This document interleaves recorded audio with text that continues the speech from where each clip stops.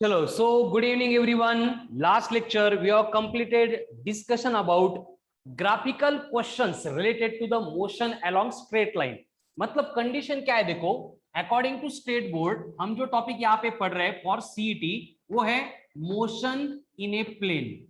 लेकिन इस motion in a plane में हमें बेसिकली डिस्कशन करना था स्टार्ट में अबाउट मोशन अंडर ग्रेविटी, जिसमें बहुत सारी बेसिक कंसेप्चुअल पार्ट आता है जो हमें रिमेनिंग टॉपिक में भी यूज करने हैं। ठीक है, उसके बाद में आज हम जो डिस्कशन करने वाले हैं वो रहेगा actual motion in a plane. And इस मोशन इन ए प्लेन के जो एप्लीकेशन हम डिस्कस करेंगे आज वो रहेंगे एक प्रोजेक्टाइल मोशन एंड दूसरा रहेगा काइनेमेटिक्स ऑफ सर्कुलर मोशन। मतलब फोर्स छोड़ के सर्कुलर और फोर्स कंसीडर करके सर्कुलर मोशन हम यहाँ पे कंसीडर करने वाले हैं। ठीक है, मतलब टोटल हमारा मोशन इन ए प्लेन का सिलेबस इतना था, जिसमें से हमने मोशन अंडर ग्रेविटी को 3 लेक्चर देके डिटेल में कवर अप कर लिया है। तो आज हम डिस्कशन शुरू करने वाले हैं about next part that is motion in a plane.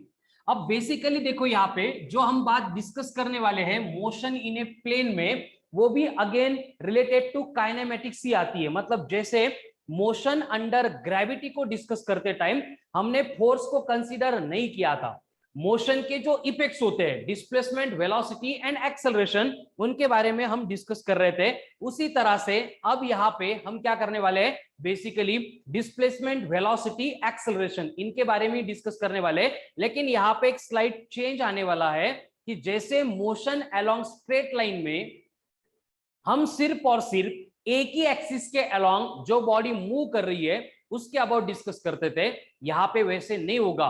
Body plane में मूव करेगी, प्लेन में मूव करेगी in the sense body will move in such a way that simultaneously उसके एक्स एक्सिस के as well as y axis के, ऐसे दोनों axis के जो कोऑर्डिनेट्स है वो चेंज होने वाले हैं। कैसे, अब बोर्ड पे ध्यान दो। जैसे मैंने मोशन अंडर ग्रेविटी को इंट्रोड्यूस करते टाइम बोला था कि इस तरह से एक्स एक्सिस होता है, वाई एक्सिस होता है।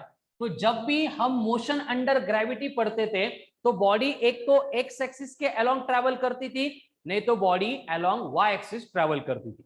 मतलब एक बार में बॉडी के जो कोऑर्डिनेट्स है मोशन की वजह से वो सिर्फ एक एक्सिस के अलोंग चेंज होते थे, इसलिए हमने उसको मोशन इन वन डायमेंशन ऐसे भी बोला था। लेकिन यहाँ पे क्या होगा, जैसे कि फॉर एग्जांपल एक फुटबॉल है और उसको फुटबॉल के प्लेयर ने किक मार दी, तो ये फुटबॉल क्या करेगा, इस पाथ के अलोंग मूव होगा। अब इस पाथ के अलोंग मूव होते टाइम अगर यहाँ पे ध्यान से देखेंगे कि जैसे मैं कोई भी एक टाइम इंटरवल लूंगा T1, तो T1 के टाइम ये एक्स एंड वाई कोऑर्डिनेट रहेंगे x1 एंड x2। अगर मैं थोड़ी देर बाद बॉडी की मोशन ऑब्जर्व करूंगा T2 इतने टाइम के बाद, तो उसके बाद में x कोऑर्डिनेट चेंज होके x2 बनेगा एंड y कोऑर्डिनेट चेंज होके ये y2 बनेगा। इसका मतलब at the same instant of time जैसे जैसे बॉडी मूव कर रही है वैसे साइमल्टेनियसली बॉडी के दोनों भी एक्सिस चेंज हो रहे हैं। तो इस तरह से अगर बॉडी की मोशन परफॉर्म होती है by virtue of which coordinates of both axis are changing, तो उस टाइप के मोशन को हम कंसीडर करते हैं, बोलते हैं as a motion in a plane. क्या बोलते हैं, मोशन इन ए प्लेन। तो ये मोशन इन ए प्लेन में दो दो एक्सिस के कोऑर्डिनेट्स चेंज होने वाले हैं, इसलिए हम इसको मोशन इन 2 डायमेंशन ऐसे भी कंसीडर कर सकते हैं। क्लियर। तो जो बात मैंने पहले आपको बोल दी थी, इंट्रोड्यूस की थी, वही बात यहाँ पे फिर से आने वाली है कि इस मोशन इन ए प्लेन में हम जो भी डिस्कस करने वाले हैं कंसेप्चुअल पार्ट, वो बस 3 कंसेप्ट के अबाउट रहेगा। एक तो हम डिस्कस करेंगे पहले डिस्प्लेसमेंट के अबाउट, उसके बाद में हमारा डिस्कशन होगा वेलोसिटी के अबाउट, उसके बाद में हम डिस्कस करेंगे अबाउट एक्सेलरेशन। सो हम इस टॉपिक में भी मतलब मोशन इन ए प्लेन में भी सिर्फ और सिर्फ डिस्प्लेसमेंट, वेलोसिटी एंड एक्सेलरेशन इनको ही डिस्कस करने वाले हैं। लेकिन यहाँ पे एक थोड़ा सा चेंज हमें करना पड़ता है। अब चेंज क्या करना है वो तो हम आगे देखेंगे, उससे पहले एक वेक्टर की कंसेप्ट आती है जो आपको मालूम है और हम यहाँ पे यूज करने वाले हैं। बस सीईटी के सिलेबस में नहीं है मैथमेटिकल मेथड्स यानी वेक्टर, इसलिए हमने उसको पढ़ा नहीं था। अब बोर्ड पे ध्यान दो। कि बेसिकली क्या होता है कि अगर हमने किसी भी नंबर के साथ आई कैप लिखा है तो इसका मतलब होता है unit vector along x axis, unit vector along x axis.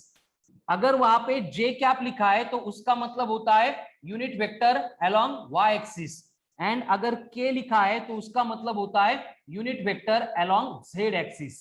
यानी कि कोई बॉडी एक्स एक्सिस के अलोंग जा रही है या फिर उसका डिस्प्लेसमेंट, उसकी वेलोसिटी, उसका एक्सेलरेशन अलोंग एक्स एक्सिस है, या अगर हमें एक्सप्लेन करना है तो हम उस नंबर के साथ में आई कैप लिख देते हैं। मतलब कहीं पे अगर हमें 8 आई कैप ऐसे दिख रहा है तो इसका मतलब होगा कोऑर्डिनेट 8 है, फिर वो डिस्प्लेसमेंट का होगा, वेलोसिटी का होगा, एक्सेलरेशन का होगा, या फिर किसी और फिजिकल क्वांटिटी का होगा, लेकिन उसके साथ आई कैप आ रहा है मतलब वो एक्स के अलोंग रहेगा। ठीक है, उसके साथ क्या होता है, हम यहाँ पे जब भी मोशन इन प्लेन पढ़ते हैं तो यहाँ पे दो एक्सिस होते हैं, एक एक्स एक्सिस, दूसरा वाई एक्सिस। जैसे कि मैं बात यहाँ पे वेलोसिटी की कर रहा हूं, तो हम क्या करते हैं, कोई भी एक बॉडी होती है उसको स्पेस में प्रोजेक्ट करते हैं, फिर यहाँ पे वेलोसिटी हो सकती है, डिस्प्लेसमेंट हो सकता है, या फिर एक्सेलरेशन हो सकता है। तो अगर ये बॉडी इस तरह से प्लेन में मूव करती है तो हमें दो चीजें दी जाती है, उस वेलोसिटी का मैग्नीट्यूड एंड उसके साथ में उसने एक्सिस के साथ में कितना एंगल बनाया था, एंड ये एंगल जो है उसी को अपन डायरेक्शन बोलते हैं। तो हमें हर बार क्या करना पड़ता है कि इस तरह से अगर ये वेलोसिटी, एक्सेलरेशन, डिस्प्लेसमेंट दी है तो हम उसको स्टडी नहीं कर सकते, इसलिए हम उसको रिजॉल्व करते हैं into two mutually perpendicular components. Two mutually perpendicular components में हम क्या करते हैं, उसको रिजॉल्व करते हैं। और ये रिजॉल्व करना क्यों है, क्योंकि सारे कंपोनेंट्स, मतलब वेक्टर का एक रूल होता है कि अगर वेक्टर सेम डायरेक्शन में एक्ट हो रहा है हम उसको डायरेक्ट ऐड कर सकते हैं। If vectors are acting in the opposite direction we have to subtract them. लेकिन अगर वेक्टर सेम डायरेक्शन में भी एक्ट नहीं हो रहा है, अपोजिट डायरेक्शन में भी एक्ट नहीं हो रहा है, कोई और एंगल से अगर वो एक्ट हो रहा है, तो उस केस में रिजल्टेंट कैलकुलेट करने के लिए हमें P square plus Q square plus 2pq cos of theta ये एक्सप्रेशन यूज करना पड़ता है, जो लिटिल बिट मतलब कंफ्यूजन या फिर टाइम कंज्यूमिंग है। इसलिए बेटर वे हम करते क्या है कि जितने सारे हमें यहाँ पे वेक्टर के कंपोनेंट दिए जाएंगे हम उसको दोनों एक्सिस के अबाउट सेपरेट कर देंगे। सेपरेट करने का एक ही रूल है, अगर ये वेलोसिटी का कंपोनेंट मुझे लेना है, हम वैसे नंबर ऑफ कंपोनेंट्स ले सकते हैं लेकिन हमारे सिलेबस में हम सिर्फ दो कंपोनेंट की बात करेंगे। एक कंपोनेंट होगा अलोंग एक्स एक्सिस, दूसरा कंपोनेंट होगा अलोंग वाई एक्सिस। अब अगर यहाँ पे एंगल थीटा है तो हर बार याद रखना है कि थीटा के एडजेसेंट कंपोनेंट को हम कॉस बोलते हैं, एंड इसको छोड़ के जो कंपोनेंट आता है उसको साइन थीटा बोलते हैं। मतलब यहाँ पे ये रूल मेंटेन करना है। ठीक है, रूल ये नहीं है कि हॉरिजॉन्टल कंपोनेंट हमेशा से कॉस थीटा है या फिर वर्टिकल कंपोनेंट हमेशा से साइन थीटा है, ऐसे कोई रूल नहीं है।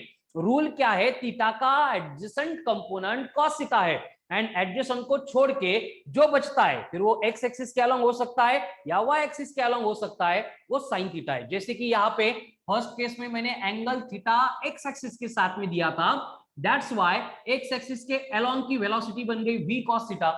लेकिन अगर मैं सेम डायग्राम में ऐसे दो एक्सिस लूंगा, एक एक्स एक्सिस दूसरा वाई एक्सिस, और फिर से मैं वेलोसिटी प्रोवाइड करूंगा लेकिन एंगल अब दिया गया है विथ वाई एक्सिस, तो इस केस में वाई एक्सिस के अलोंग का कंपोनेंट हमारे लिए cos थीटा बनेगा, एंड ये जो रिमेनिंग कंपोनेंट है वो साइन थीटा बनेगा। ठीक है, इसका हमें नंबर ऑफ टाइम यूज करना है। क्लियर है सबको? Yes sir. ओके, चलो तो आगे बढ़ते हैं। मोशन इन ए प्लेन, तो इसके बाद में हम जो भी डिस्कशन करने वाले हैं उस डिस्कशन में हर बार हमें जो डेटा दिया जाएगा, डेटा दिया जाएगा मतलब क्या दिया जाएगा, एक तो वेलोसिटी होगी, एक्सेलरेशन होगा, डिस्प्लेसमेंट होगा, ये दिया जाएगा और वही कैलकुलेट करना पड़ेगा। कुछ तो वहां पे इंटरचेंज करके सिंप्लीफिकेशन करते।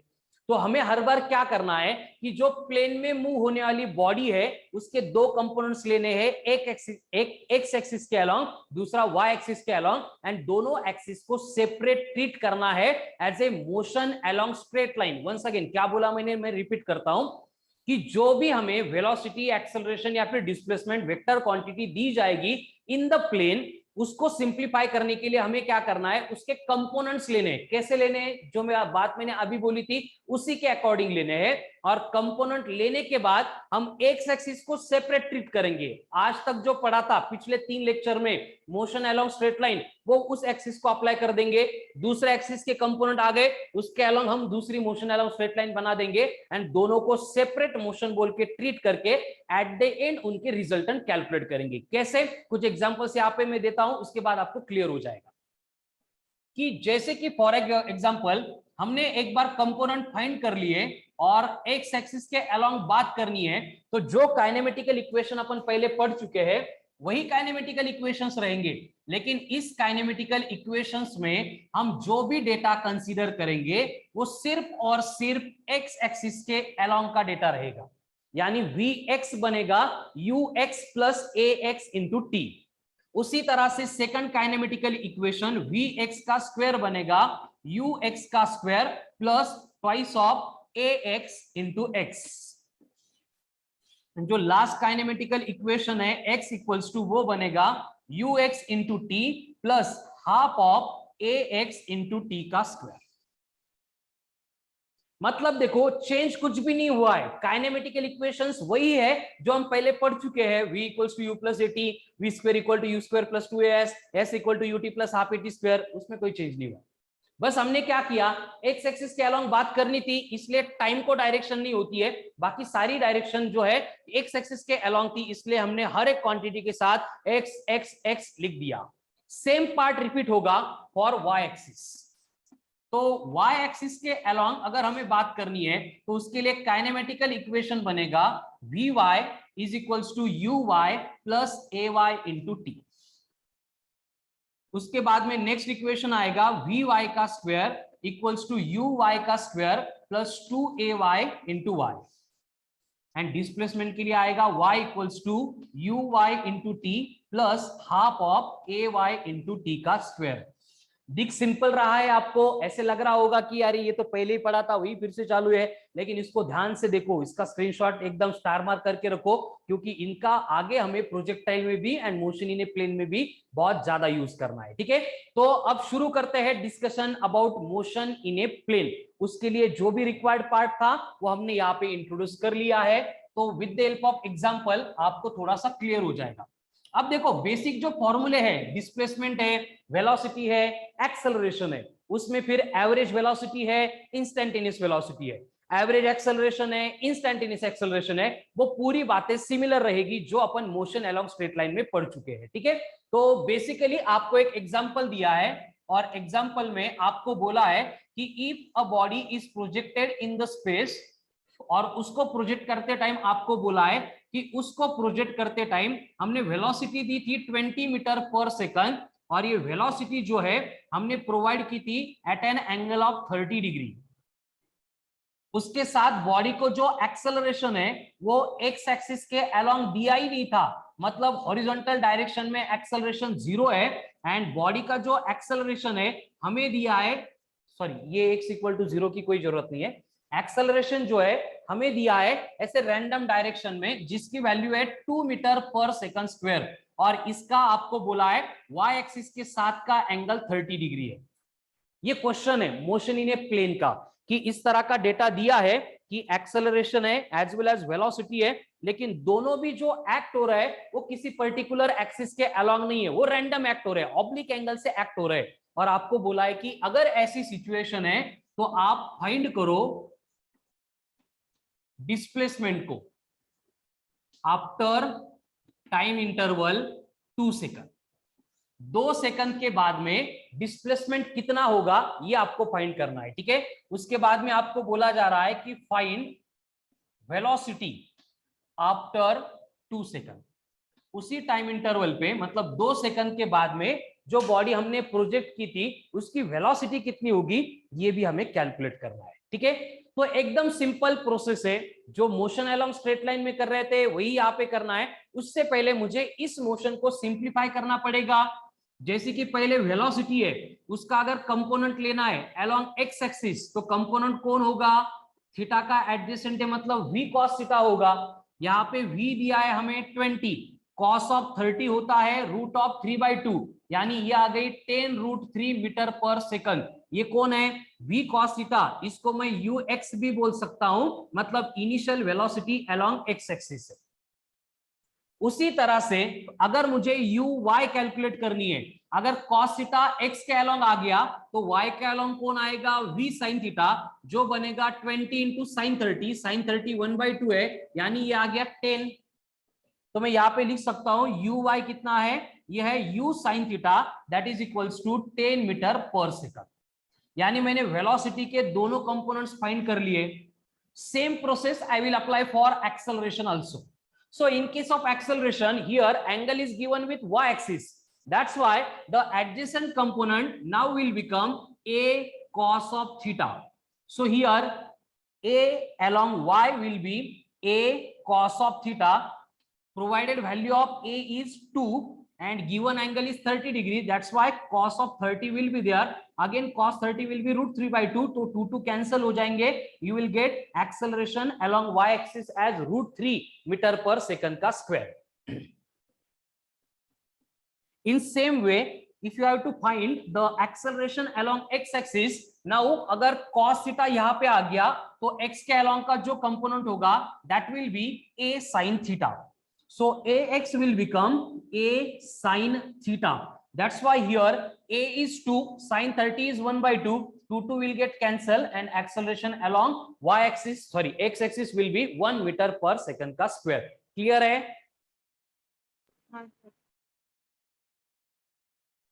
Yes sir. No. Yes sir. Okay, so in case of motion in a plane, we have to discuss this type of data and we have to simplify this in the same way in every type of question related to motion in a plane. So now next we have to consider here each axis as separate one. So I will find the displacement and velocity along x axis first. So we know that if you have to find the displacement in accelerated motion, then kinematical equation will be x equals to uxt plus half of ax t square.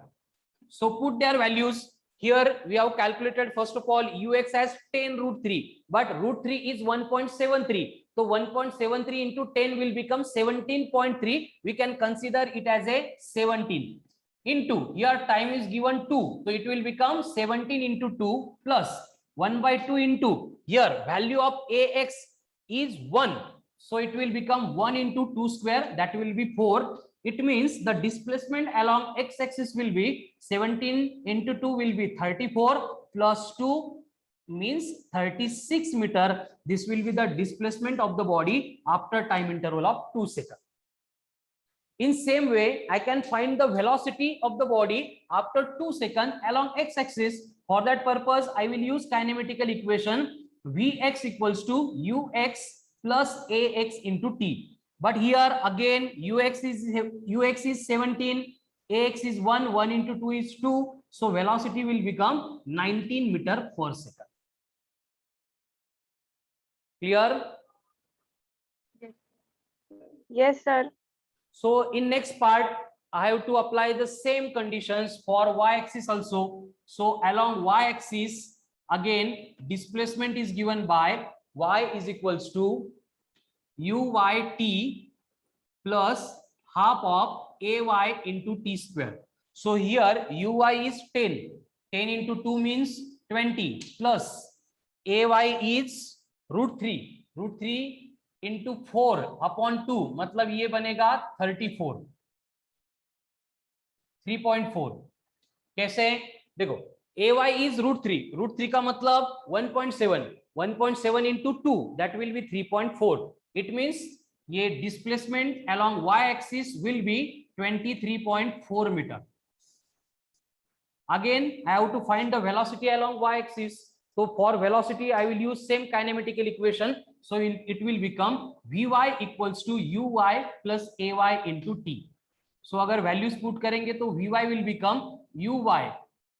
Again here uy is 10 plus ay is root 3 means 1.7 का double means 3.4. So Vy will be 13.4 meter per second.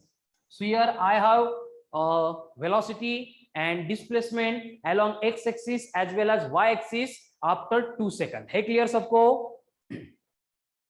Yes, sir. Means here हमने जो कुछ भी किया है वो same है, पूरा का पूरा पार्ट सिमिलर है एज दैट जो हमने डिस्कस किया था in motion along straight line. बस डिफरेंस क्या है, फर्स्ट स्टेप डिफरेंट है, we have to find the components of the physical quantity which is given in random direction और ऑब्लिक डायरेक्शन। एक बार कंपोनेंट्स आ गए, एक्स एक्सिस को सेपरेट बनाएंगे, वाई एक्सिस को सेपरेट बनाएंगे, वहां पे काम हो जाएगा एंड उसी के अकॉर्डिंग हम आगे की बातें जो है वो डिस्कस करेंगे, ठीक है। लेकिन ये फाइनल आंसर नहीं है, फाइनल आंसर फाइंड करने के लिए हमें क्या करना पड़ेगा, देखो सबसे पहले I can write here the displacement in vector form after 2 second. अगर ये x के अलोंग था so it will become 36 and x के अलोंग अगर है तो उसके साथ क्या लिखना है हमें, आई कैप। सेम वे ये बनेगा 23.4 into J cap. So this will be the displacement after 2 second. अगर वेक्टर फॉर्म में पूछा है तो ये वेक्टर फॉर्म में आ गया, अगर मैग्नीट्यूड चाहिए तो क्या करना होगा, how to find magnitude of this vector, Squaring. Square root में i cap and j cap के कोएफिशिएंट है उनका स्क्वायर करना पड़ेगा। सो 36 का स्क्वायर प्लस 23.4 का square, that will be your final answer, ठीक है। ये फाइंड करो आफ्टर लेक्चर होमवर्क में। इन द सेम वे अगर वेलोसिटी वेक्टर चाहिए तो ये वेलोसिटी वेक्टर बनेगा, क्या बनेगा, x के अलोंग है 19, so it will be 19 I cap plus 13.4 J cap. Again इसका अगर मैग्नीट्यूड चाहिए सेम प्रोसेस, रूट ऑफ 19 का स्क्वायर प्लस 13.4 का स्क्वायर, फिनिश।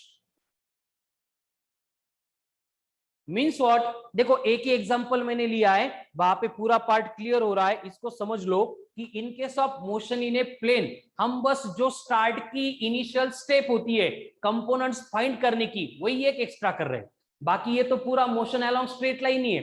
करना क्या है, कोई भी क्वेश्चन आएगा उस क्वेश्चन में आपको अगर बोला गया है कि बॉडी को हम वेलोसिटी या फिर एक्सेलरेशन प्रोवाइड कर रहे हैं इन ए डायरेक्शन, अगर बोला है कि डायरेक्टली अलोंग एक्स एक्सिस तो इसका मतलब क्या होगा, हम A X equal to that quantity लिख देंगे, लेकिन ए वाई की वैल्यू 0 बनेगी। अगर कोई क्वांटिटी डायरेक्टली वाई एक्सिस के अलोंग दिया है तो उस क्वांटिटी को हम ए वाई बोल के लिख देंगे एंड ए एक्स जो होगा उस केस में 0 रहेगा। लेकिन अगर कोई quantity x axis and y axis दोनों एक्सिस के अलोंग नहीं जा रही है तो उस केस में हमें क्या करना पड़ेगा, कंपोनेंट्स फाइंड करने पड़ेंगे एंड अगेन कंपोनेंट्स फाइंड करने की एक ही बेसिक प्रोसेस है, थीटा का adjacent component cos theta and जो उसको छोड़ के बचता है that will be the sin theta. इतना हो गया, फिर बाकी की तो अपनी पूरी मोशन अलोंग स्ट्रेट लाइन ही होती है, क्लियर। तो एक्चुअल में ये जो मोशन इन ए प्लेन हमने यहाँ पे देखा है, इंट्रोड्यूस किया है एंड यही हमारा टॉपिक का नाम है, लेकिन ये मोशन इन ए प्लेन का कुछ भी इंपॉर्टेंस नहीं है, इसका कुछ भी कंटेंट नहीं है, ठीक है ना। इसको पढ़ने के लिए रिक्वायर्ड होती है मोशन अलोंग स्ट्रेट लाइन जो इंपॉर्टेंट है, एंड इसको पढ़ने के बाद इसके जो एप्लीकेशन आते हैं, एक प्रोजेक्टाइल मोशन में, दूसरा सर्कुलर मोशन में, वो भी इंपॉर्टेंट है, ठीक है। तो मोशन इन ए प्लेन से रिलेटेड जितनी भी थ्योरी टेक्स्ट बुक में थी है एक बार उससे गो थ्रू करो, सारा पार्ट हमने already motion along straight line में डिस्कस किया था, उसी की तरह है, इससे रिलेटेड ज्यादा क्वेश्चंस आने की प्रोबेबिलिटी नहीं होती है, तो इसके ऊपर ज्यादा प्रैक्टिस हम नहीं करेंगे, हम डायरेक्टली जो नेक्स्ट इंपॉर्टेंट पॉइंट है उसका डिस्कशन शुरू करेंगे and that will be the projectile motion. projectile motion. Now what is meant by projectile motion? देखो एकदम सिंपल है, प्रोजेक्टाइल मोशन मतलब क्या होता है कि एनी बॉडी, अब डेफिनेशन में लिख के नहीं दूंगा, आपको वो रीड करनी पड़ेगी from text book, any body जिसको हम स्पेस में प्रोजेक्ट कर रहे हैं, देखो जिसको हम स्पेस में प्रोजेक्ट कर रहे हैं, हम प्रोजेक्ट कर रहे हैं विथ सर्टन इनिशियल वेलोसिटी, उसको सर्टन इनिशियल वेलोसिटी भी प्रोवाइड कर रहे हैं and which will move only under the influence of gravity. यानी कि कंडीशन ये होती है प्रोजेक्टाइल में कि प्रोजेक्टाइल को खुद का अपना फोर्स नहीं चाहिए, प्रोजेक्टाइल को खुद की अपनी एनर्जी नहीं चाहिए, प्रोजेक्टाइल को हमने एक बार फेंक दिया उसके बाद वो खुद कुछ नहीं कर सकता, वो मूव होते टाइम जो भी एक्शन ग्रेविटी या फिर एक्सेलरेशन ड्यू टू ग्रेविटी उसके ऊपर लेने वाला है, करने वाला है, प्रोवाइड करने वाला है, वही उसके ऊपर एक्ट होगा, उसको छोड़ के वहां पे कोई भी बात हम कंसीडर नहीं करेंगे, ठीक है। उसके साथ हमें क्या करना है, जो प्रोजेक्टाइल के मोशन के टाइम होने वाला एयर का रेजिस्टेंस है उसको निग्लेक्ट करना है। एयर का रेजिस्टेंस हम प्रोजेक्टाइल मोशन में कंसीडर ही नहीं करेंगे। उसके बाद हमारी अर्थ रोटेट होती है, लेकिन ये प्रोजेक्टाइल की जो रेंज होती है, मतलब फेंकने के बाद वो जाके गिरेगा, वो 10-15 हजार किलोमीटर जाके नहीं गिरता है, ठीक है ना।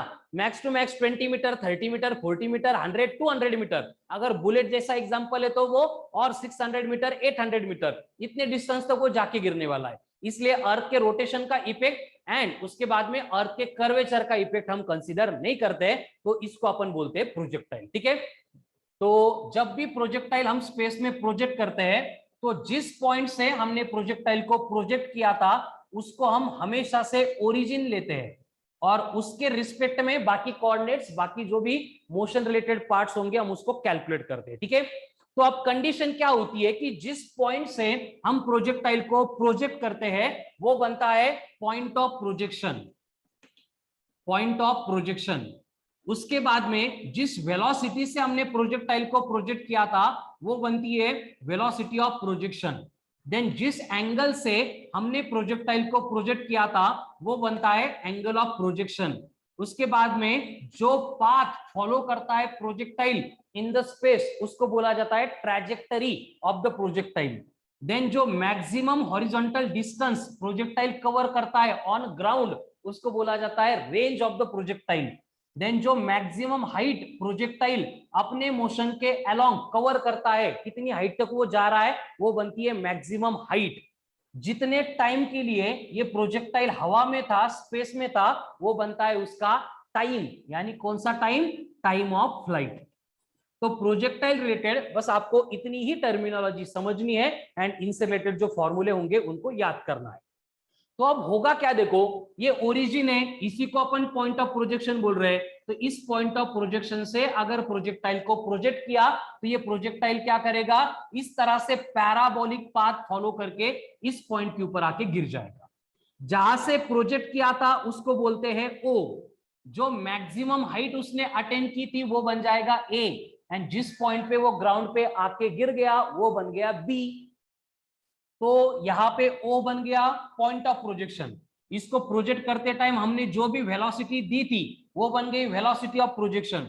जिस एंगल से इसको प्रोजेक्ट किया था वो बन गया एंगल ऑफ प्रोजेक्शन, एंड जो पाथ इसने फॉलो किया है वो बन गया ट्रैजेक्टरी ऑफ दिस प्रोजेक्टाइल। उसके बाद में ग्राउंड पे जो हॉरिजॉन्टल डिस्टेंस ये कवर करता है ये बनती है रेंज। देन कितनी हाइट तक ये ट्रैवल कर रहा था वो बनेगी मैक्सिमम हाइट यानी h, एंड कितनी टाइम तक ये अपनी मोशन परफॉर्म कर रहा था यानी स्पेस में था वो बनेगा टाइम ऑफ फ्लाइट। है क्लियर सबको? ओके अब आगे देखो, यहां पे जो मैंने मोशन इन ए प्लेन में बात बोली थी सेम बात यहां पे अप्लाई करनी पड़ेगी। जो वेलोसिटी हमने प्रोवाइड की है वो ना तो अलोंग एक्स एक्सिस से ना तो अलोंग वाई एक्सिस से। तो अगर एक्स एंड वाई एक्सिस के अलोंग नहीं है तो हमें उस वेलोसिटी को रिजॉल्व करना पड़ेगा into two mutually perpendicular components, जिसमें देखो अगर ये थीटा एक्स एक्सिस के साथ दिया है तो एक्स एक्सिस के अलोंग की वेलोसिटी बनेगी, बोलो ux equals to u cos theta. Then vertical y axis के अलोंग जो वेलोसिटी हमने दी है uy, ये बनेगी u into sine of theta. है क्लियर? Yes sir. यानी कि अगर मुझे यहाँ पे लिखना है कि अगर बात x एक्सिस की चल रही है तो x एक्सिस के अलोंग जो वेलोसिटी होती है प्रोजेक्टाइल की वो है u cos थीटा। अब मुझे बोलो हॉरिजॉन्टल डायरेक्शन में मतलब x एक्सिस के अलोंग बॉडी का एक्सेलरेशन कितना होगा। पहली बात, मैंने प्रोजेक्टाइल को डिफाइन करते टाइम पहला वर्ड यही यूज किया था कि ये प्रोजेक्टाइल मूव होगा only under the influence of acceleration due to gravity. Gravity को छोड़ के वहां पे ना तो कोई फोर्स होगा ना तो कोई एक्सेलरेशन होगा, मतलब हॉरिजॉन्टल डायरेक्शन में वेलोसिटी चेंज करने के लिए कोई है नहीं। इसलिए हर बार प्रोजेक्टाइल में ax will become zero, ax will become zero, and ये ax अगर जीरो बनता है तो इसका मतलब ये होगा हॉरिजॉन्टल डायरेक्शन में जो वेलोसिटी है वो कभी भी चेंज नहीं होगी, it will remains always same, that is u cos theta. So in case of projectile motion कोई अगर कांस्टेंट रहता है तो वो कौन है, magnitude of horizontal velocity. Clear? Same data अगर y एक्सिस के लिए अप्लाई करेंगे तो यहां पे y एक्सिस के अलोंग जो इनिशियल वेलोसिटी है यू वाई वो है u into sine of theta, and y axis के अलोंग कोई एक्सेलरेशन है क्या? हमने तो प्रोवाइड नहीं किया, लेकिन इसको हम कंसीडर करना ही पड़ता है, इसको अपन निग्लेक्ट नहीं कर सकते। एक्सेलरेशन ड्यू टू ग्रेविटी, जिसका साइन मैंने माइनस लिया है। माइनस इसलिए लिया क्योंकि हम प्रोजेक्टाइल को ऊपर फेंक रहे हैं और ये एक्सेलरेशन नीचे एक्ट हो रहा है, दोनों की डायरेक्शन अपोजिट होती है, दैट्स व्हाई ये ए वाई बनेगा माइनस ऑफ जी। ये जो डेटा है आपको प्रोजेक्टाइल के केस में बहुत ज्यादा हेल्प करने वाला है, ठीक है। ये हमेशा से कांस्टेंट रहेगा, यही रहेगा, कोई भी प्रोजेक्टाइल आने दो, कैसा भी प्रोजेक्टाइल आने दो, ठीक है। ux बनेगा u cos थीटा, ax बनेगा 0, uy बनेगा u sin थीटा, ay बनेगा माइनस ऑफ g। अब इनके ऊपर से देखो, अगर मुझे x एक्सिस के अलोंग सर्टेन टाइम इंटरवल के बाद में वेलोसिटी चाहिए तो काइनेमेटिकल इक्वेशन अपन यूज करते हैं vx equal to ux plus ax into T.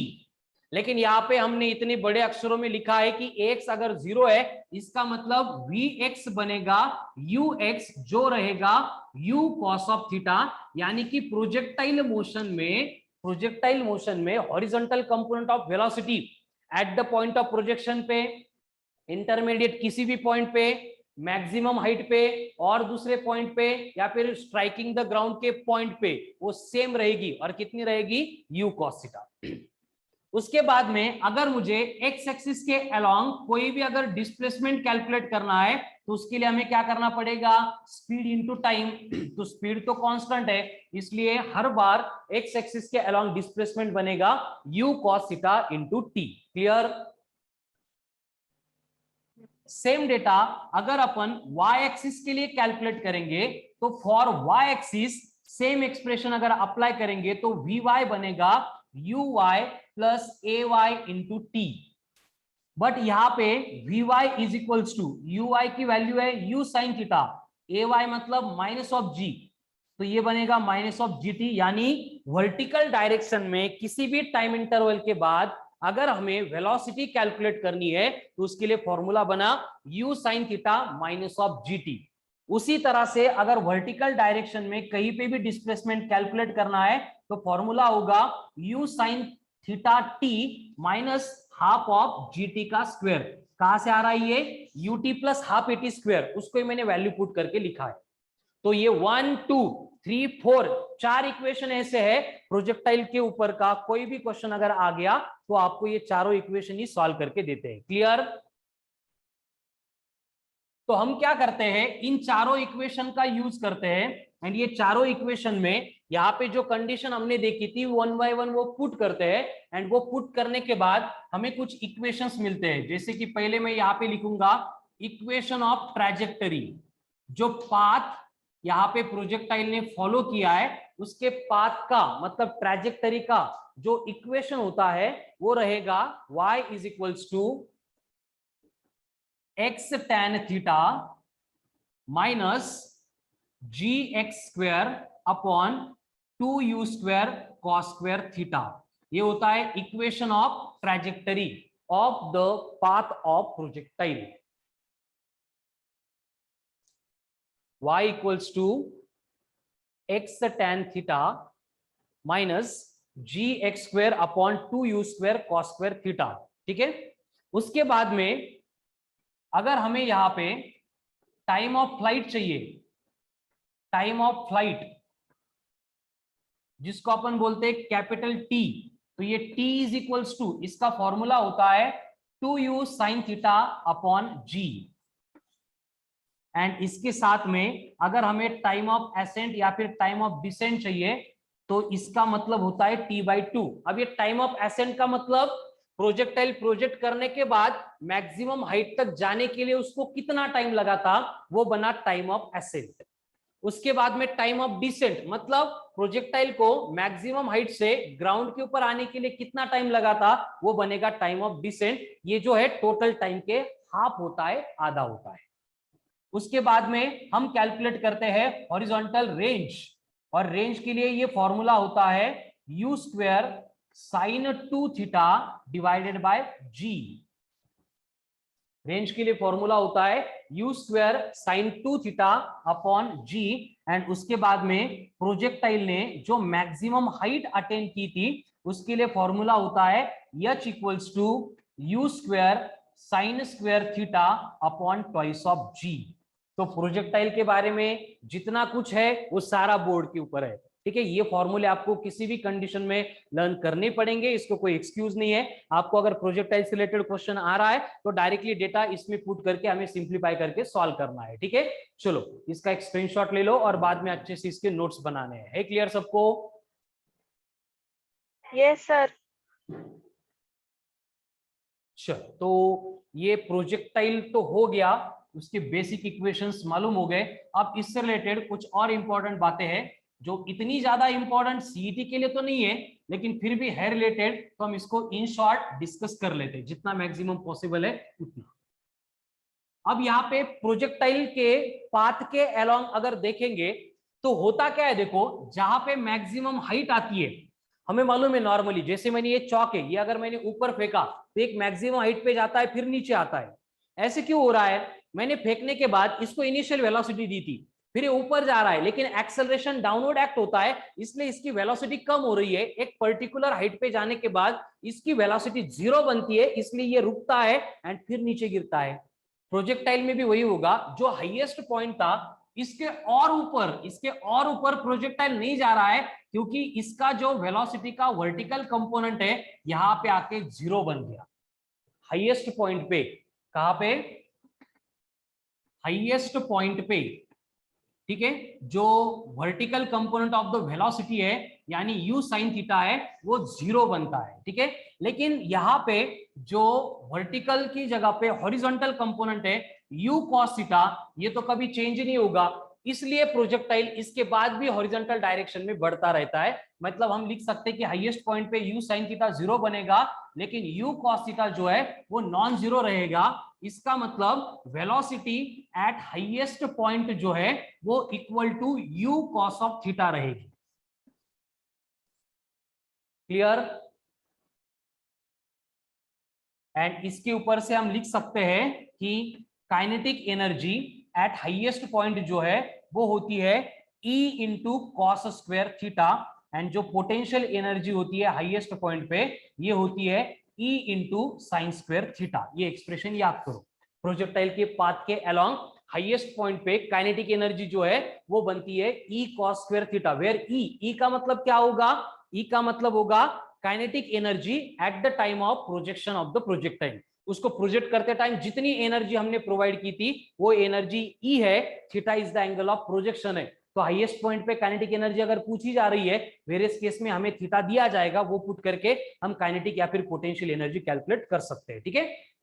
और एक इंपॉर्टेंट बात रिलेटेड टू प्रोजेक्टाइल आपको याद रखनी है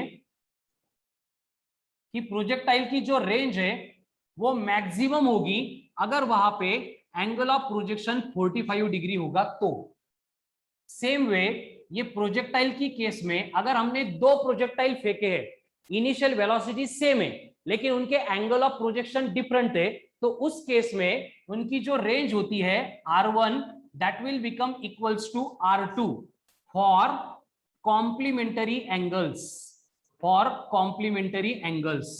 अब ये कॉम्प्लीमेंटरी एंगल्स का मतलब क्या होता है? What is mean by complementary angles? जिनकी सम एडिशन 90 डिग्री होती है उसको कॉम्प्लीमेंटरी एंगल्स बोला जाता है। माहिती कहे?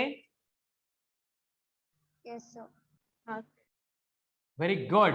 तो अब यहां पे आपको याद रखना है कि R is equals to 4 into root of H1 into H2 होता है। ये रिलेशन है इनका। कब? अगर प्रोजेक्टाइल को अपन थ्रो कर रहे हैं विथ कॉम्प्लीमेंटरी एंगल्स। उसके बाद में अगर H1 प्लस H2 कर रहे हैं तो ये इक्वल टू होता है tan स्क्वायर थीटा। अगर अपन T1 square plus T2 square करेंगे तो ये इक्वल टू आएगा tan स्क्वायर थीटा, ये tan थीटा है, ठीक है। एंड उसके बाद में एक मिनट ये आएगा u square by 2g and ये आएगा u 2u बाय g का होल स्क्वायर। उसके बाद में और एक पॉइंट, अगर आपको T1 बाई T2 दिया है तो उसकी वैल्यू होती है tan थीटा। देन अगर आपको h1/h2 दिया है तो उसकी वैल्यू होती है tan स्क्वायर थीटा। तो ये सारी आइडेंटिटी कब एप्लीकेबल है? अगर प्रोजेक्टाइल मोशन प्रोजेक्ट हो रहा है विथ कॉम्प्लीमेंटरी एंगल्स। इतना कुछ खास इंपॉर्टेंट नहीं है, लेकिन है रिलेटेड तो याद रखो इसको। उसके साथ आपको अगर R एंड H का रिलेशन दिया जा रहा है कि R equals to n times of H है, तो उस केस में ये n की वैल्यू अगर हमें दी गई है तो उस केस में एंगल ऑफ प्रोजेक्शन अगर कैलकुलेट करना है तो हम theta equals to tan inverse of 4/n ये फॉर्मूला यूज कर सकते हैं। एंड यहां से हमें समझ में आता है कि अगर R इक्वल्स टू H है, मतलब n की वैल्यू अगर 1 है, तो थीटा कितना रहेगा? थीटा रहेगा tan इनवर्स ऑफ 4, जिसकी वैल्यू होती है 76 डिग्री। यानी 76 डिग्री से अगर प्रोजेक्टाइल को प्रोजेक्ट करेंगे तो रेंज एंड हाइट इक्वल होती है, बाकी ऑल केसेस में डिफरेंट रहेगी, और वो हम कैलकुलेट कर सकते हैं by using this relation. Then इसके बाद अगर आपको height and time of flight इनका रिलेशन चाहिए, तो यहाँ पे जो h है इज इक्वल्स टू होता है 1/8 टाइम्स ऑफ gt का स्क्वायर। h मतलब हाइट, t का मतलब टाइम ऑफ फ्लाइट। है क्लियर? हाँ सर। देखो, इससे पहले जो लिखा था वो एक्सट्रीमली इसेंशियल है, उसके सिवा कोई मतलब है नहीं ऑप्शन, वो करना ही पड़ेगा। ये जो है एडिशनल पॉइंट है, जिनको लगता है कि नहीं हमें एक भी क्वेश्चन का रिस्क नहीं लेना है, वो सब इनको अगर प्रिपेयर करेंगे तो एग्जाम में सॉल्व करने के लिए ज्यादा एफर्ट्स नहीं लेने पड़ेंगे। यही रिलेशन से रिलेटेड कहीं ना कहीं क्वेश्चन आने वाला है। Clear? Yes, no? Yes. Yes sir. Okay, so ये हो गई प्रोजेक्टाइल की बातें, और बहुत सारा पार्ट है लेकिन वो हमें इतना एप्लीकेबल नहीं है, इसलिए हम उसको डिस्कस नहीं करेंगे। जितना इंपॉर्टेंट है उतना यहाँ पे इंट्रोड्यूस किया है। उसके साथ में जो है horizontal projectile and oblique projectile, ऐसे भी प्रोजेक्टाइल होते हैं लेकिन जो हमें सिलेबस में दिए नहीं है, तो उनसे रिलेटेड कोई क्वेश्चन आएगा नहीं। ठीक है, बस एक कंडीशन है जो आपको मालूम होनी चाहिए कि अगर हॉरिजॉन्टल प्रोजेक्टाइल की बात कर रहे हैं, हॉरिजॉन्टल प्रोजेक्टाइल, हॉरिजॉन्टल प्रोजेक्टाइल मतलब पर्टिकुलर हाइट पे लेके जाके फिर बॉडी को अपन हॉरिजॉन्टल वेलोसिटी देके थ्रो कर रहे हैं, तो उस केस में याद रखो बस जो इक्वेशन ऑफ ट्रैजेक्टरी होता है वो है gx²/2u²। एंड हर एक क्वेश्चन आपका यही फॉर्मूले से सॉल्व होगा अगर हॉरिजॉन्टल प्रोजेक्टाइल दिया तो। ठीक है, oblique projectile and related part नहीं दिया है तो उसको नहीं पढ़ना है, उस रिलेटेड क्वेश्चन भी नहीं आएगा। ठीक है, करो रफ। हो सर। तो यहाँ पे जो हमारा टॉपिक है मोशन इन ए प्लेन, इस मोशन इन ए प्लेन से रिलेटेड हमने motion along straight line, motion in a plane, उसके बाद प्रोजेक्टाइल मोशन, इनका डिस्कशन तो कर लिया। लेकिन अब डिस्कस करना है अबाउट सर्कुलर मोशन, जिसमें सबसे ज्यादा प्रोबेबिलिटी है क्वेश्चन आने की। मैं तो ऐसे बोलूंगा कि जो क्वेश्चन आएगा वो सर्कुलर मोशन रिलेटेड ही आएगा, लेकिन ऐसे कोई कंफर्मेशन नहीं, इसलिए बाकी सारा पार्ट भी प्रिपेयर करना पड़ेगा एंड सर्कुलर मोशन उसके साथ हमें हेल्प करेगी। ठीक है, तो अभी सर्कुलर मोशन जो है इतना कुछ डिटेल में नहीं पढ़ना है हमें, जितना टॉपिक में दिया है उसको ही डिस्कस करना है। ठीक है, तो बाकी बातें मैं ओरली करता हूं, जो है इंपॉर्टेंट वो लिख के देता हूं। ठीक है, तो सर्कुलर मोशन मतलब क्या होता है? हमने मोशन को इंट्रोड्यूस किया था तब इसके बारे में मैंने बोला था कि सर्कुलर मोशन क्या है। बेसिकली ये प्लेन वाली मोशन है, मतलब ये जब बॉडी परफॉर्म करती है तो एक्स एंड वाई दोनों कोऑर्डिनेट चेंज होते हैं। और इसको अपन डिफाइन कैसे करते हैं, याद है किसी को डेफिनेशन? Yes sir. बोलो। The motion of particle along the circumference of the circle. Very good, motion of the body along circumference of the circle, उसको बोला जाता है सर्कुलर मोशन। यानी बॉडी सर्कुलर मोशन परफॉर्म करती है तो खुद ट्रांसलेट होती है, कहां पे ट्रांसलेट होती है? Along circumference of the circle, जिसमें सेंटर में सेंटर होता है, सेंटर ही बोलते हैं उसको, सेंटर से लेके सर्कमफरेंस तक का जो डिस्टेंस है वो बनता है रेडियस। एंड जिस पाथ के अलोंग बॉडी मूव होने वाली है उसको बोला जाता है एज ए सर्कमफरेंस। ठीक है, तो यहां पे कंडीशन क्या होती है? देखो, अगर मैं कुछ रेफरेंस पॉइंट लूंगा, यहाँ पे एक पॉइंट है ए, तो ए पॉइंट पे जो वेलोसिटी की डायरेक्शन है फाइंड करने के लिए हमें हर बार टेंजेंट ड्रॉ करना पड़ता है। तो ए के ऊपर अगर मैं टेंजेंट ड्रॉ करूंगा तो ये प्रोवाइड करेगा डायरेक्शन ऑफ वेलोसिटी। उसी तरह से ये पॉइंट बी के ऊपर अगर टेंजेंट ड्रॉ करेंगे तो ये मिल जाएगी उसकी डायरेक्शन ऑफ वेलोसिटी। देन सी के ऊपर अगर टेंजेंट ड्रॉ करेंगे तो ये मिल जाएगी डायरेक्शन ऑफ वेलोसिटी। उसी तरह से डी के ऊपर अगर ड्रॉ करेंगे टेंजेंट तो डायरेक्शन ऑफ वेलोसिटी मिल गई। यानी कि यहाँ पे क्या समझ में आ रहा है हमें कि वेलोसिटी की जो डायरेक्शन है सर्कुलर मोशन में हर बार चेंज होती है फ्रॉम पॉइंट टू पॉइंट। जैसे पॉइंट बदल गया डायरेक्शन बदल गई, एंड डायरेक्शन बदलने की वजह से क्या होगा, सर्कुलर मोशन में हर बार एक्सेलरेशन इंड्यूस्ड होगा। ठीक है, अब बेसिक बातें कर लेते हैं सर्कुलर मोशन से रिलेटेड। पहले आता है एंगुलर डिस्प्लेसमेंट। अब ये एंगुलर डिस्प्लेसमेंट मतलब क्या होता है, एंगुलर डिस्प्लेसमेंट मतलब होता है थीटा। यानी कि पहले पार्टिकल ए के ऊपर था देन बी के ऊपर चला गया, तो हम क्या करते हैं, एक्चुअल इसका डिस्प्लेसमेंट हुआ था सरकमफेरेंस पे, लेकिन हर एक रोटेशन के बाद में पार्टिकल वहीं पे आता है, इसलिए हम सरकमफेरेंस पे अगर डिस्प्लेसमेंट कैलकुलेट करने जाएंगे तो हम काइनेमेटिक्स को स्टडी नहीं कर सकते। इसलिए सर्कुलर मोशन में हमने एक अरेंजमेंट की है। कौन सी अरेंजमेंट है कि जो सरकमफेरेंस पे होता है हम उसको with the help of radius centre पे रिप्रेजेंट करते हैं। फिर वो कुछ भी होने दो, क्या होने वाला है, डिस्प्लेसमेंट होगा, नहीं तो वेलोसिटी होगी, नहीं तो एक्सेलरेशन होगा, इनको छोड़ के कहा क्या होता है इधर। ठीक है, तो बेसिकली हम क्या करते हैं कि जो डिस्प्लेसमेंट हुआ करता था उसको सेंटर पे रिप्रेजेंट करते हैं with the help of radius and in terms of angle. तो यहाँ पे अगर डिस्प्लेसमेंट की बात करेंगे तो displacement will be replaced by angular displacement. Condition ये होती है कि ये डिस्प्लेसमेंट ही है, displacement and angular displacement both are same, लेकिन उनको कनेक्ट कौन करता है, रेडियस। इसलिए इनका फॉर्मूला बनता है, सीधा लिखता हूं, S equals to R into theta. R का मतलब क्या है, रेडियस है। इसकी डेफिनेशन मालूम है आपको, क्या होती है एंगुलर डिस्प्लेसमेंट की डेफिनेशन, एंगल ट्रेस्ड बाय और describe by radius vector at the centre of circle in the given interval of time. अब ये एंगुलर डिस्प्लेसमेंट स्केलर या वेक्टर है, बोलो,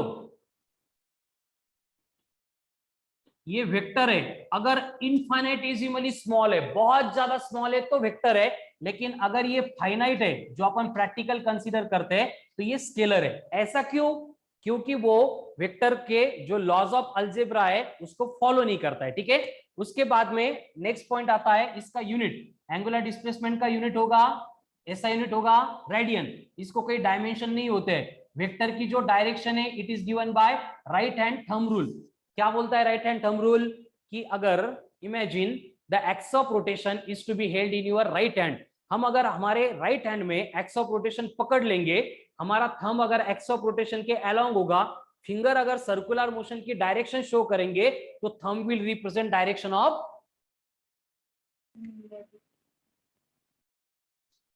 बोलो, motion, angular displacement, angular velocity and angular acceleration. Clear. तो angular displacement के बाद में नेक्स्ट इंपॉर्टेंट टर्म आती है सर्कुलर मोशन में, दैट इज एंगुलर वेलोसिटी।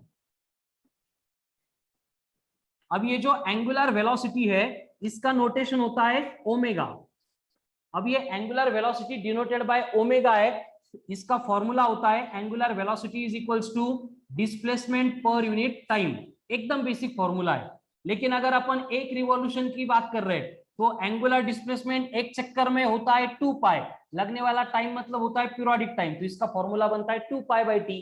लेकिन 1/t को हम बोलते हैं एज ए फ्रीक्वेंसी, यानी कि यहाँ पे ओमेगा मिल जाएगा हमें 2 पाई इंटू एन। लेकिन अगर इसको हम लीनियर वेलोसिटी के साथ लिंक करेंगे तो फॉर्मूला होता है v equals to r into omega. Again ये जो है angular velocity it's a vector quantity and इसकी direction same given by right hand thumb rule. Vector form में हम इसको लिखेंगे v vector equals to omega vector cross r vector. हो गया। एंड इसके बाद में नेक्स्ट पॉइंट आता है दैट इज एंगुलर एक्सेलरेशन। अब ये एंगुलर एक्सेलरेशन मतलब डिनोटेड बाय होगा अल्फा, और इसका फॉर्मूला होगा change in angular velocity per unit time, यानी D omega by D T. And इसको अगर लीनियर एक्सेलरेशन के साथ लिंक करना है तो अल्फा इक्वल्स टू बनेगा एटी बाय आर, या फिर AT is equals to R into alpha. तो ये हो गया basic kinematics of circular motion. है क्लियर? Yes sir. चलो स्क्रीनशॉट ले लो, सारे फॉर्मूले ध्यान से देखो। आज की टेस्ट में इससे रिलेटेड बहुत सारे क्वेश्चंस आने वाले हैं।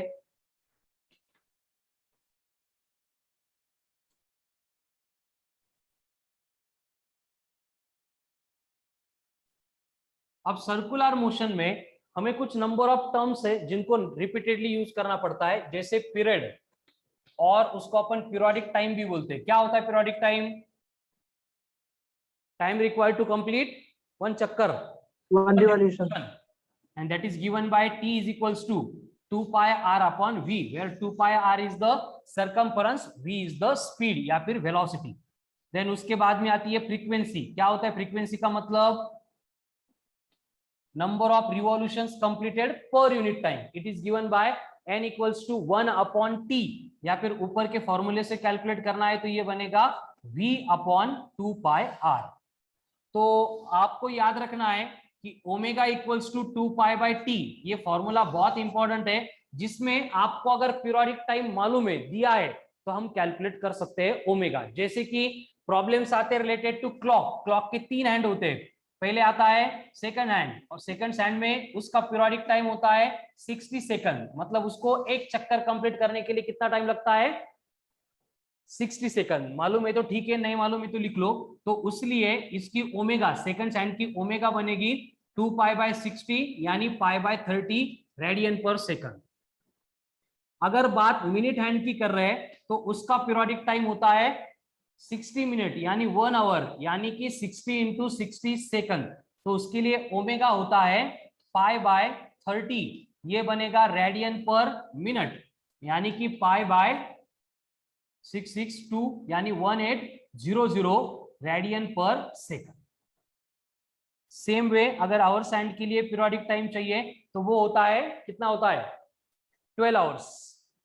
12 आवर लगते हैं एक चक्कर कंप्लीट करने के लिए, यानी ये बनेगा 12 इंटू 60 इंटू 60, जो बनेगा 43200, यानी इसके लिए ओमेगा बनेगी 2 पाई बाय 43200, यानी पाई बाय 21600 रेडियन पर सेकंड। ये नंबर डायरेक्टली रिमेंबर ही करने, ठीक है?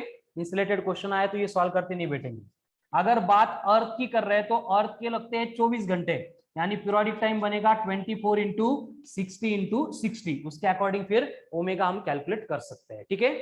तो ये डेटा है जिससे रिलेटेड आपको क्वेश्चन सॉल्व करने पड़ेंगे, तो इसको थोड़ा सा याद करने का ट्राई करो। इसके बाद अगर सर्कुलर मोशन में आगे बढ़ेंगे तो सर्कुलर मोशन के बेसिकली 2 टाइप्स होते हैं। एक होती है यूनिफॉर्म सर्कुलर मोशन, दूसरी होती है नॉन यूनिफॉर्म सर्कुलर मोशन। अब यूनिफॉर्म सर्कुलर मोशन को हम यूसीएम बोलते हैं। यूनिफॉर्म सर्कुलर मोशन है, इसका मतलब क्या होगा कि वहां पे जो भी सर्कुलर मोशन परफॉर्म हो रही है वो परफॉर्म होते टाइम उस बॉडी की सरकमफेरेंस के अलोंग की जो स्पीड है, स्पीड है यानी कौन?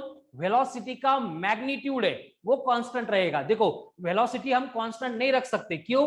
पहले ही बोला है मैंने कि सर्कुलर मोशन में पॉइंट टू पॉइंट वेलोसिटी की डायरेक्शन चेंज होती है। तो हम यहाँ पे लिख सकते हैं कि यूसीएम में जो स्पीड होती है वो कांस्टेंट होती है, लेकिन जो वेलोसिटी होती है वो कांस्टेंट नहीं होती है। क्यों नहीं? क्योंकि उसकी डायरेक्शन चेंज होती है। तो आपको यहां पे याद रखना है कि acceleration induced by change in direction of velocity जो है उसको बोला जाता है एज ए रेडियल एक्सेलरेशन और सेंट्रीपिटल एक्सेलरेशन, ठीक है? एंड अगर एक्सेलरेशन इंड्यूस्ड हो रहा है due to change in magnitude तो उसको बोला जाता है टेंजेंशियल एक्सेलरेशन, ठीक है? लेकिन यूनिफॉर्म सर्कुलर मोशन है तो यूनिफॉर्म सर्कुलर मोशन में सिर्फ एक ही एक्सेलरेशन होता है, रेडियल एक्सेलरेशन, जिसका फॉर्मूला होता है r इंटू ओमेगा का स्क्वायर या फिर v स्क्वायर बाय r या फिर v इंटू ओमेगा। टॉपिक की सबसे important term radial acceleration which is induced due to the change in direction of velocity only। सिर्फ वेलोसिटी के डायरेक्शन से चेंज होने से जो एक्सेलरेशन इंड्यूस्ड होता है उसको बोला जाता है एज ए रेडियल एक्सेलरेशन। तो ये जो रेडियल एक्सेलरेशन होता है वो ऑलवेज एक्ट होता है, कहां पे एक्ट होता है radial acceleration? towards center, along radius and towards center, radius के along एंड सेंटर की टुवर्ड्स एक्ट होने वाला जो एक्सेलरेशन है उसका फॉर्मूला आ गया, डायरेक्शन आ गई, ठीक है। एंड उसके बाद में और एक सर्कुलर मोशन होती है, that is non uniform circular motion. अब ये जो नॉन यूनिफॉर्म सर्कुलर मोशन है, बोलते टाइम ही हम उसको नॉन यूनिफॉर्म बोले, इसका मतलब यहाँ पे जो स्पीड है वो क्या रहेगी, कांस्टेंट नहीं होगी, वेरिएबल होगी। एंड स्पीड वेरिएबल है, इसका मतलब यहाँ पे टेंजेंशियल एक्सेलरेशन भी नॉट इक्वल टू 0 होगा। तो यहाँ पे टेंजेंशियल एक्सेलरेशन अपन कैलकुलेट करेंगे बाय dv बाय dt या फिर v into dv by dx, ये फॉर्मूले यूज करके। एंड रेडियल एक्सेलरेशन तो वो हर बार प्रेजेंट ही होता है, कोई भी सर्कुलर मोशन रहने दो। तो radial acceleration is given bye again same formula, r omega square v square by r या फिर v इंटू ओमेगा। ये केस होती है non uniform circular motion. Clear? अब बेसिकली एक्सेलरेशन आ गया एंड हम काइनेमेटिक्स पढ़ चुके हैं, तो हमें मालूम है टू मेंटेन एक्सेलरेशन, अगर हमें कहीं पे एक्सेलरेशन मेंटेन करना है तो उसके लिए किसकी रिक्वायरमेंट होती है, to maintain acceleration there is requirement of force. तो इस केस में जो सेंट्रीपिटल या फिर रेडियल एक्सेलरेशन है उसको मेंटेन रखने के लिए जो फोर्स रिक्वायर्ड होता है उसको बोला जाता है एज ए सेंट्रीपिटल फोर्स। तो सेंट्रीपिटल फोर्स का मतलब क्या होगा, तो force which required to maintain circular motion और टू प्रोवाइड रेडियल एक्सेलरेशन। अब ये फोर्स है, मतलब इसका फॉर्मूला होगा मास इनटू एक्सेलरेशन। अब रेडियल एक्सेलरेशन के जो 3 फॉर्मूले देखे थे उनको मास से मल्टीप्लाई करेंगे तो सेंट्रीपिटल फोर्स का फॉर्मूला बनेगा mv स्क्वायर अपॉन r या फिर m into r into omega square या फिर m into v into omega, finished. And इसकी डायरेक्शन भी कहां पे होगी, along radius and towards center of the circle। ये हो गया सेंट्रीपिटल फोर्स। यानी सर्कुलर मोशन है तो उसमें हर एक पार्टिकल पे, हर एक इंस्टेंट पे एक फोर्स एक्ट होता है जो ऑलवेज कहां पे एक्ट होगा, along the radius and towards the centre, जिसका काम होगा बॉडी को सेंटर के टुवर्ड्स खींचना। लेकिन फिर भी बॉडी सेंटर के ऊपर नहीं आके गिरती है, क्योंकि इसको बैलेंस करने के लिए यहाँ पे और एक फोर्स होता है जिसका मैग्नीट्यूड इक्वल है, बस डायरेक्शन अपोजिट होती है, जिसको बोला जाता है एज ए सेंट्रीफ्यूगल फोर्स। और ये सेंट्रीफ्यूगल फोर्स मतलब क्या होगा, same the force which acts on a body performing circular motion which is having magnitude mr omega square mv square upon r या फिर m into v into omega, बस difference क्या होगा, it will act away from the center। यानी कि ये जो centrifugal force होगा फॉर्मूले इसके भी सेम रहेंगे, बस डायरेक्शन अपोजिट है, बाकी कुछ भी नहीं है, ठीक है। एंड और एक इंपॉर्टेंट डिफरेंस है इन दोनों में, ये सेंट्रीपिटल फोर्स मतलब रियल फोर्स है, रियल मतलब इसको प्रोवाइड करने के लिए कोई ना कोई होना चाहिए। एंड ये जो है वो स्यूडो फोर्स है। स्यूडो फोर्स है मतलब ये अपने आप इंड्यूस्ड हो जाता है, कोई इसको प्रोवाइड करने के लिए नहीं है, फिर भी आ जाता है। जैसे कि फॉर एग्जांपल मैं अभी यहाँ पे पढ़ा रहा हूं, मुझे अगर यहाँ पे डोर है वो ओपन करना है, उसको अगर मैं चलते चलते गया और ओपन किया तो सब कुछ नॉर्मल है, क्योंकि रियल फोर्स मैंने प्रोवाइड किया था। लेकिन मैं यहाँ पे पढ़ा रहा हूँ और डोर ऑटोमेटिक ओपन हो गया तो मैं डर जाऊंगा, भूत आ गया बोल के। क्यों ऐसे, क्योंकि यहाँ पे फोर्स अप्लाई हुआ इसलिए डोर ओपन हो गया, लेकिन किसने अप्लाई किया मालूम नहीं, मतलब वो सूडो केस हो गई।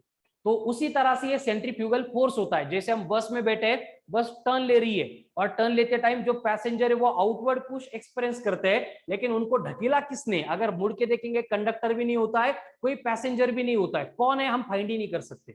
इसलिए हम बोलते हैं कि वो सूडो फोर्स था, ठीक है, भूतान फोर्स था, एंड ये रियल था मतलब ये देवांसा होता है, ठीक है। तो इस तरह से ये सर्कुलर मोशन में 2 टाइप के फोर्स होते हैं, एक सेंटर के टुवर्ड्स, एक सेंटर के अवे, एक रियल, दूसरा इमेजिनरी या फिर स्यूडो। है क्लियर? Yes, sir. अब टॉपिक में सर्कुलर मोशन से रिलेटेड लास्ट पॉइंट आता है, that is related with conical pendulum. Conical pendulum क्या होता है? Conical pendulum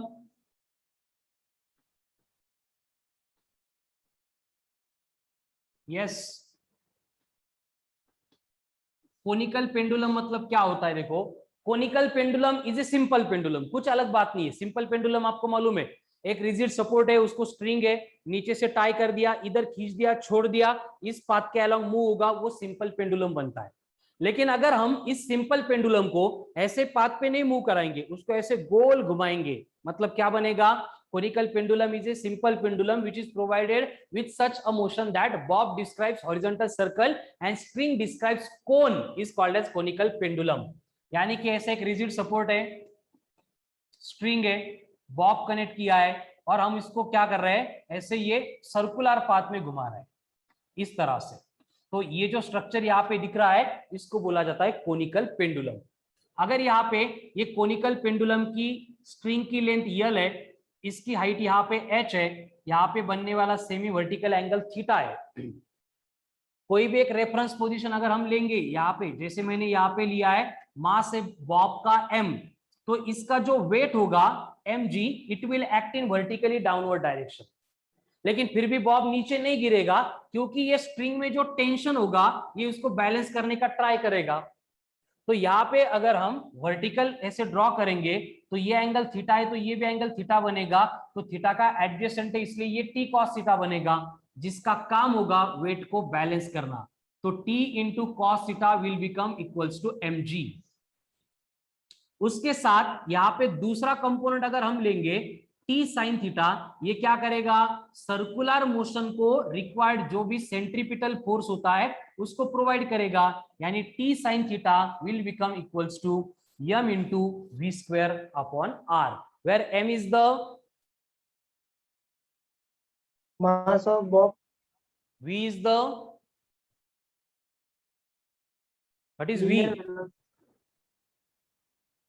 yes, v velocity, r circular path की रेडियस। एंड इस इक्वेशन को अगर रीअरेंज करेंगे तो इस सर्कुलर मोशन का जो पीरियोडिक टाइम है वो हमें मिलता है t is equals to 2 pi root of l cos theta by g। लेकिन ये l cos theta by g को हम h भी ले सकते हैं, तो ये बनेगा t equals to 2 pi root of h by g। ये बनेगा आपका पीरियोडिक टाइम का expression for conical pendulum. Clear?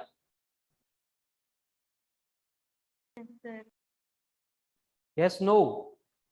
Yes, sir. So this is all about motion in a plane।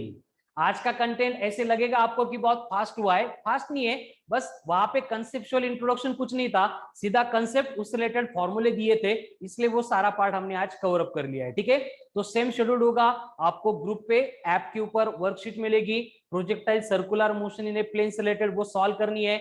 Then daily test भी आएगी जिसको आप कल इवनिंग तक अटेंड करने वाले। ठीक है, टेस्ट कंपलसरी है, हर किसी को टेस्ट देना है, मार्क्स कितने भी आएंगे कोई फर्क नहीं पड़ेगा, फिर भी ट्राई करो हर एक टेस्ट में आउट ऑफ मार्क्स लेने का। ठीक है ना, पहले से हैबिट लगेगा तो वही एग्जाम में, फाइनल एग्जाम में रिफ्लेक्ट होता है। ठीक है, सो आज के लिए इतना ही है। तो यहाँ पे हमारा जो फर्स्ट टॉपिक है मोशन इन ए प्लेन वो कंप्लीट होता है। सो कल से जो है हम नेक्स्ट टॉपिक शुरू करने वाले हैं, that is laws of motion.